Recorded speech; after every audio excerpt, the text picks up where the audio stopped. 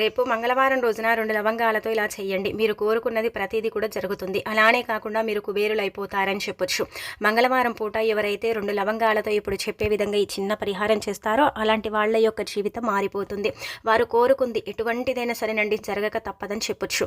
మంగళవారం ఏంటంటే గనక ముఖ్యంగా చెప్పాలంటే కొన్ని పనులను చేయకూడదండి. మన పెద్దవారు ఏంటంటే గనక చెప్తూ ఉంటారు. మనకు శాస్త్రాల్లో కూడా ఏంటంటే గనక చెప్పబడుతుంది. కాబట్టి మంగళవారం ఏంటంటే గనక మనము ఎర్రటి వస్తువులు అంటే దుస్తులను ధరించకూడదండి.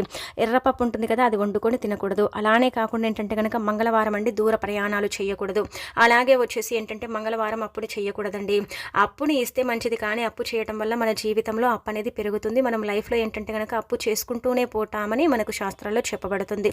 అందుకే మంగళవారం అప్పు అనేది చేయకండి. ఇక ఆ తర్వాత మంగళవారం ఏంటంటే కనుక మీరు అంటే ప్రతిదీ కూడా అనుకున్నది జరగాలి, మీ కోరికలు తీరాలంటే కనుక మంగళవారం రోజున 2 లవంగాలను తీసుకోండి. లవంగాలకు పువ్వు ఉండేలాగా చూసుకోండి. పువ్వు లేకపోతే అవి పెద్దగా పరిహారానికి పనిచేయవన్నమాట. ఇలా 2 లవంగాలను తీసుకొని ఏంటంటే కనుక ఆంజనేయ స్వామి ఆలయం ఉంటుంది కదా, అక్కడికి వెళ్ళండి. ఆంజనేయ స్వామిని ఏంటంటే కనుక మనము పూజించుకొని ఇంకా తర్వాత మన పూజ ముగించుకొని గుళ్ళో నుంచి బయటకు వచ్చిన తర్వాత ఈ 2 లవంగాలను ఏంటంటే కనుక గుడి ప్రాంగణంలో వదిలేసి రండి. మీరు చెప్పుకోండి ముఖ్యంగా ఏంటంటే కనుక మీ కోరిక కావచ్చు, మీకుండే అంటే సమస్య కావచ్చు, ఏదైనా సరే జరగాలనేసి ఏంటంటే కనుక ఇలా మీరు సంకల్పం చెప్పుకోండి. అలా చెప్పుకొని ఈ పువ్వుండే లవంగాలను ఏంటంటే కనుక ఆంజనేయ స్వామి గుడి ప్రాంగణంలో పెట్టేసి రండి.